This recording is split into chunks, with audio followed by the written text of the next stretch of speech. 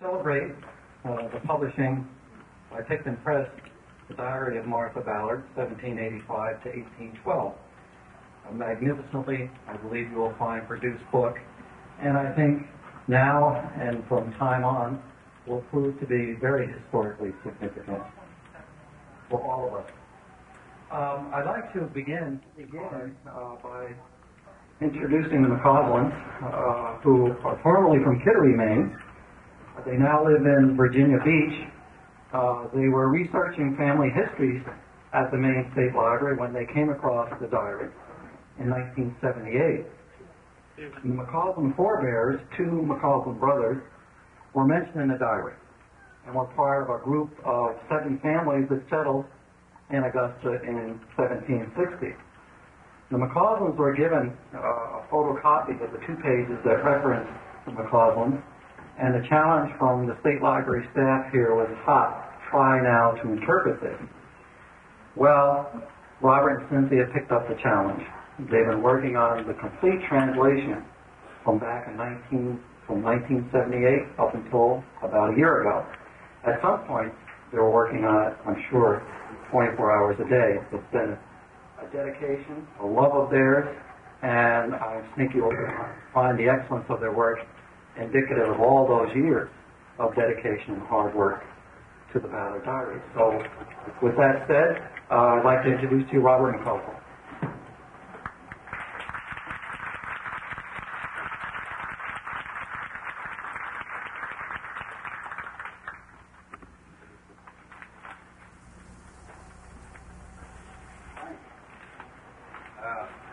I'd like to apologize for any mistake in the work on your name. I didn't notice it yet. What's my new name? Scott in my name. You're a tough act. Oh. He said everything I was going to say. He mentioned the fact that one of my ancestors, 2 of my ancestors, actually, Henry and James, were 2 of the original immigrants that settled Augusta. What he didn't mention was that one of Henry's boys, the youngest boy actually, let's see, it was 198 years ago and 6 days, was standing in front of a group of, almost in this spot, in front of a group of the city fathers trying to explain his actions for the past year. When he got through, they considered what he had to say, and they declared him totally insane.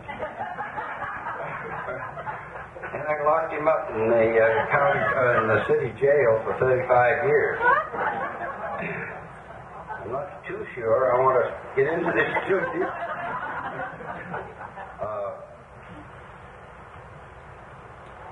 Mr. Nichols covered it pretty good.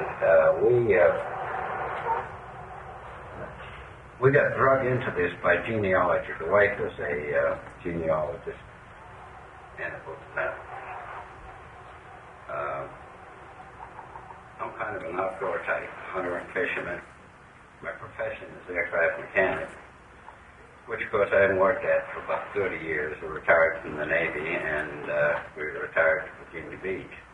However, the genealogy got us right back up in this area, and of course we have family, or did have family up in the area, and lots of friends. And in the running down the McCauslands, we had a pretty good line, but we had some weak spots. And of course, we immediately run into Nash's History of Augusta, which has some 300 pages of the diary in it, and it is well annotated. It has copious footnotes. If anybody's interested in genealogy, my book is a good textbook, but it doesn't have much to say about the people as to what happened to them and any of their descendants. And Nash has page after page of coverage that gives the descendants. I would strongly advocate anybody that's interested in genealogy and transcript of the diary should have a copy of the Nash's History of Augusta. And I think Edith Hary is sitting back there on a few of those books anyway, still available.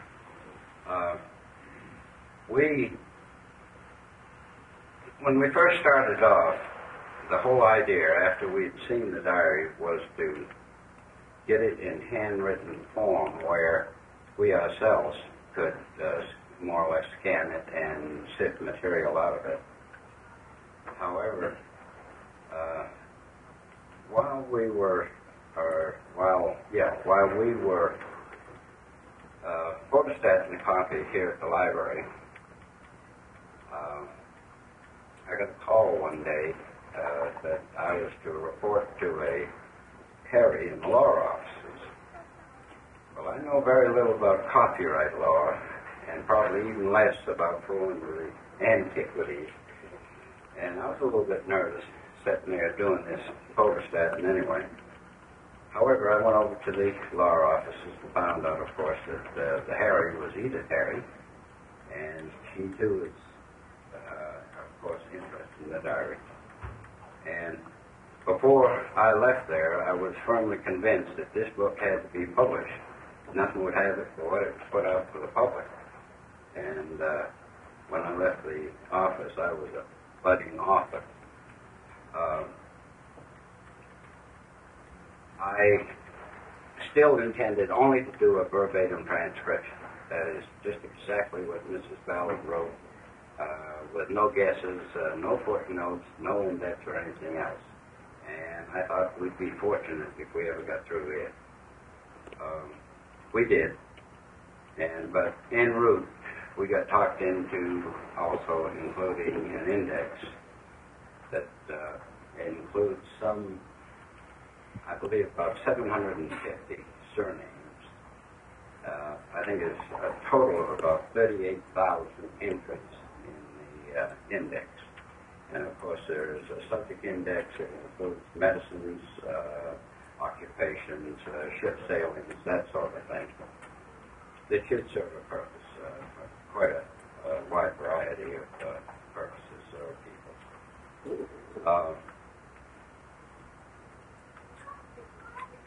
I don't believe I have a whole lot else to say. Cynthia? That's my wife hiding in the back.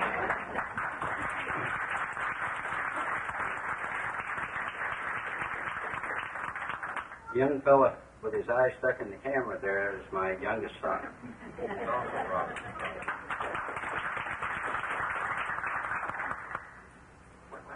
I think he's about said it all. He sat at one end of the room with a computer, and I sat at the other end. And if he told me he didn't like what I did, I hollered and screamed at him and did it his way.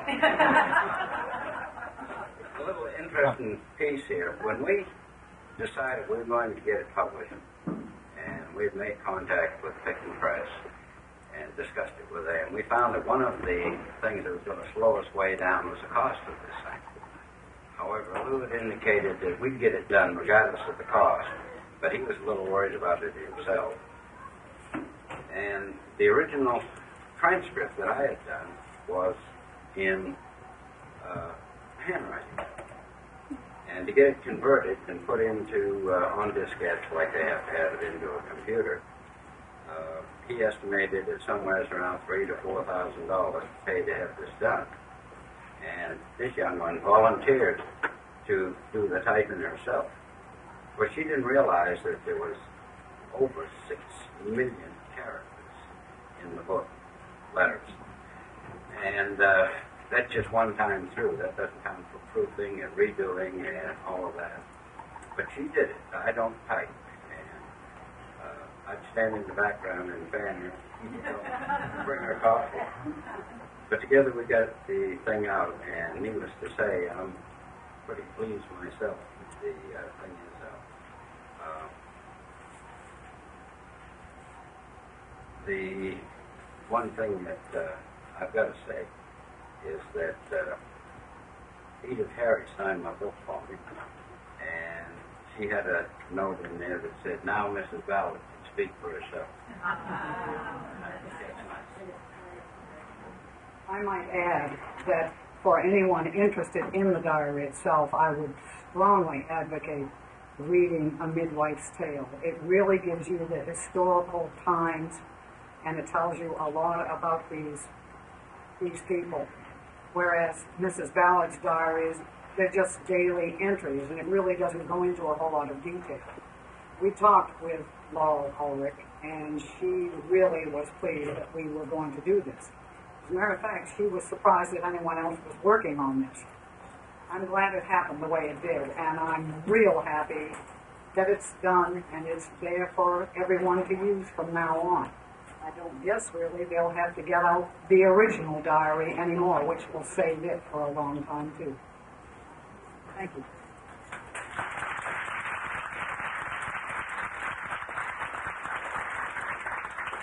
Robert, you're a lot luckier than I am. If my wife yells and screams at me, it means I don't get my way.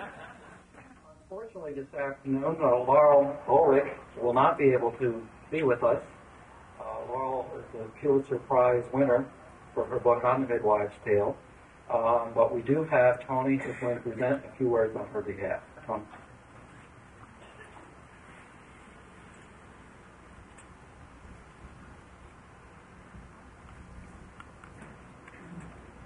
Laurel called me last evening to ask me to extend her regrets to this gathering for her being unable to join us today. However, but the pressure of some personal things, plus she has a cold and she felt that she really couldn't be with us today. However, through the magic of modern technology, through a fax machine, she has sent us her words, which I have the very great pleasure to read to you right now. Congratulations to Cynthia and Robert McCausland, Picton Press, the Maine State Library, and all those responsible for the published transcription of Martha Ballard's diary.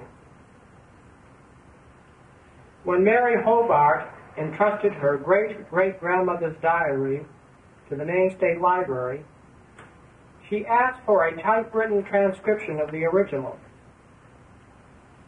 Evidentially, the library provided Dr. Hobart a copy of the excerpts Charles Elvelton Nash made for his History of Augusta.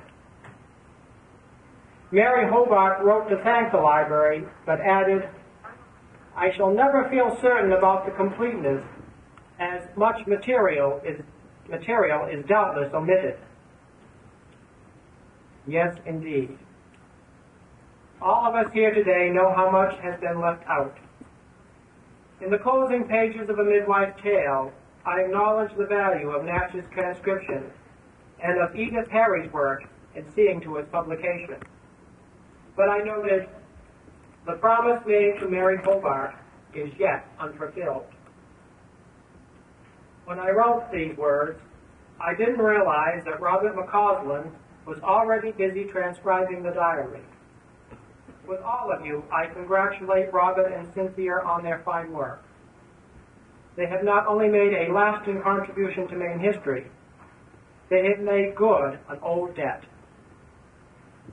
I hope the shades of Mary Hobart and Martha Ballard are here to put an invisible X somewhere in the margins of the diary.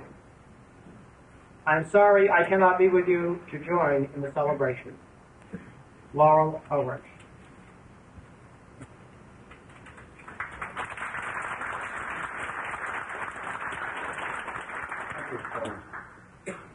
We're pleased to have with us here this afternoon also is Edith Hary, who is a former state law librarian, and the one involved most, perhaps, in assuring the publication of Nash's History of Augusta back in the 1960s, I believe.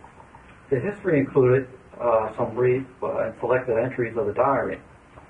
Charles Nash was the first historian to use the diary and understand its importance and its significance. Up until that point, they were rather thought of as sort of inane jottings. Edith had read a draft of Nash's history, understood its importance, and it was her efforts that led to its publication.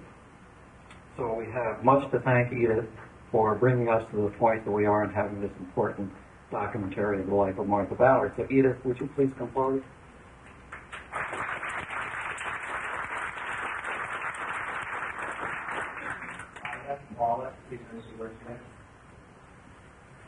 Isn't this a wonderful day? The Kennebec Historical Society, whom I presumably represent, although Tony is right here, very happily joins in celebrating the publication of Martha Ballard's diary and applauds the extraordinary labor of two uncommon people, Cynthia and Bob McCausland. In translating it for publication, if you've looked at the pages, you know that it is literally a translation. And I love the fact this is the McCausland translation. Any other, I think, will never exist. They have indexed it so it has utmost usability, and it makes its remarkable contents accessible to everyone. Think about the diary. We know about its passage from one generation to the next, down to the great-great-granddaughter, Dr. Mary Hobart. Twice, she loaned the diary to Captain Nash. I think they started the Kennebec Historical Society, and probably Captain Nash thought the best thing to do would be to write a history. At any rate, he knew about it, and he secured the loan of it twice. The first time she chided him for not returning it to Boston when he promised to send it back. And the second time, when she realized that he was really taking large parts of it for a book, she let him have it longer. But when he sent it back, she said, I'm glad it was helpful to you, but I am sorry about the ink spots on the pretty covers. But as I am rather callous about such matters myself, I forgive it in you. Perhaps Captain Nash and Dr. Hobart would both be pleased to know that in 1989, the Northeast Document Conservation Center dry cleaned all the pages, and the ink spots have disappeared. Captain Nash died, however, before his book was finished, and it was unpublished until 1961.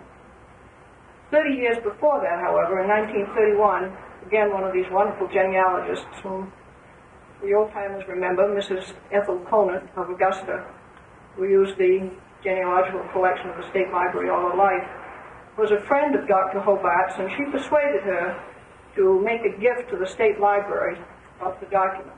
And that's how we happen to have it in the library's possession now. It became known rather quietly to a rather limited clientele, but it had never gone much beyond that. In 1978, as they have already described, the McCauslands, on the genealogical trail for McCauslands, discovered in Mr. Nash's index pertinent references, and they found some of them embedded in footnotes to the Ballard Diary. And when I discovered their interest, it never occurred to me for a moment that they wouldn't do it. They wondered how I could have thought for 14 years that they were doing it. But there was something about them that just made me know they were going to do it. It does seem strange, though, that the night someone had called me up to congratulate me in a sort of way on Mrs. Ulrich winning the Pulitzer Prize for the book, that the very same evening the McCauslands called from Virginia Beach. They knew nothing of Mrs. Ulrich's effort, and it was very interesting that on that particular night lightning struck twice. May have taken them a little while, but here it is. Mrs. Ulrich spent almost all of the 1980s researching and producing her marvelous story, The Midwife's Tale. To read it is to illumine the diary itself. I think together Mrs. Ballard and Dr. Hobart and Mrs. Ulrich and Bob and Cynthia McCausland have created a sort of cottage industry in the Augusta area. And the next chapter may be the Kahn-Leavitt film version. I wonder if the Augusta Development Commission is really aware of all this activity. In the event of all these things, the Kennebec Historical Society has taken on new vigor, spurred by such remarkable recreations of our history. The original Nash papers have recently been acquired, or at least some of them, and one located the Ballard burying ground. There's been a great deal of speculation as to where Mrs. Ballard was buried. I've got to have the book in order to say this.